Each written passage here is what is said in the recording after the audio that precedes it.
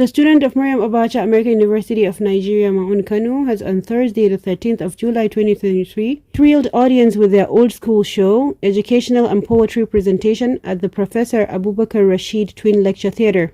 The old school show and the two presentations were part of the Second Students' Week program organized by the Campus Life Directorate of the university. The topics chosen by the students during the educational presentation include the ills of drug abuse, child abuse, human trafficking, forced marriage, rape, the effects of illiteracy, mental insecurity, and depression, among others. The presentations were designed to help students to create innovative ideas and improve their communication skills, especially in public, as well as develop students' confidence. However, the poetry presentation allowed students to express concepts or ideas in unique and resonant ways that sometimes survive and continue to inspire readers for many years to come. The show, tagged Old School Show, was presented by students in memory of our forefathers while entertaining the teeming audience with their amusing and exciting performances. Among the management staff of the university that were present during the presentation were the founder and chairman, Professor Adamu Abubakar Gwarzo, the president, Professor Dr. Muhammad Isra, the vice president, administration, Dr. Habib Awais Abubakar,